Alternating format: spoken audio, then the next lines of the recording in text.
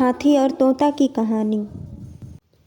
एक तोता कई महीने से पिंजरे से आज़ाद होने की कोशिश कर रहा था और एक दिन उसे सफलता मिल भी गई और वो पिंजरे से बाहर निकल गया। तोता सीधे जंगल की तरफ उड़ा और जंगल के वातावरण को देखकर बहुत खुश हुआ, क्योंकि वहाँ पर उसे कई तरह के पक्के फल खाने को मिलने लगे और अब वो पूरी तरह से आज़ाद था। जंगल में घूमते घूमते तोता को एक हाथी दिखा। हाथी अभी बच्चा था और पेड़ के नीचे सो रहा था। हाथी को तोता देखा तो तोते के मन में नटखट विचार आने लगे और वो हाथी को परेशान करके जगाने लग गया। कभी तोता हाथी के सिर पर बैठकर चोंच मारता तो कभी हाथी के पीठ पर बैठकर चोंच मार मार कर उसे जगाने की कोशिश करता है। आखिर हाथी जगा और हाथी के जगते ही तोता बहुत फुर्ती के साथ उड़कर जाकर पेड़ की डाल पर बैठकर हंसने लगा। हाथी ने तोते से सवाल किया, आखिर क्या बात है, मुझे परेशान क्यों कर रहे हो?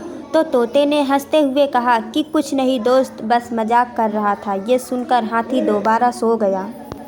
हाथी को फिर से सोता हुआ देखा। तोता वापस नीचे उतरा और फिर से हाथी को परेशान करने लगा। ऐसे करते जब तोता ने बार बार हाथी को परेशान किया तो हाथी वहाँ से उठकर दूसरी जगह चला गया। लेकिन ये क्या, तोता फिर से हाथी का पीछा किया और उसे फिर से परेशान करना शुरू कर दिया।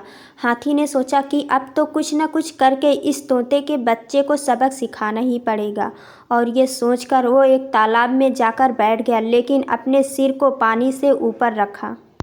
तोता को लगा कि हाथी उससे डरकर पानी में छुपने की कोशिश कर रहा है और फिर तोता ने हाथी के सिर पर बैठकर उसे चोंच मारने लगा। लेकिन हाथी तोता को सबक सिखाने के लिए पहले से ही अपने सूंड में पानी भर कर रखा था और उसने तुरंत तोता के ऊपर अपने सूंड के पानी को छोड़ दिया। अब तोता तालाब में बहने लगा और बचाओ बचाओ की आवाज़ लगाने लगा। हाथी को उसके ऊपर दया आई और हाथी ने तोता को पानी से निकालकर बाहर रखा। तोता हाथी से माफ़ी मांग रहा था, क्योंकि उसे सब बड़ों और छोटों के बीच का अंतर समझ में आ चुका था। अगर आप अपना इज्जत और शोहरत पाना चाहते हैं तो सबसे पहले दूसरों की इज्जत करना शुरू करिए, फिर लोग अपने आप आपको इज्जत देना शुरू कर देंगे।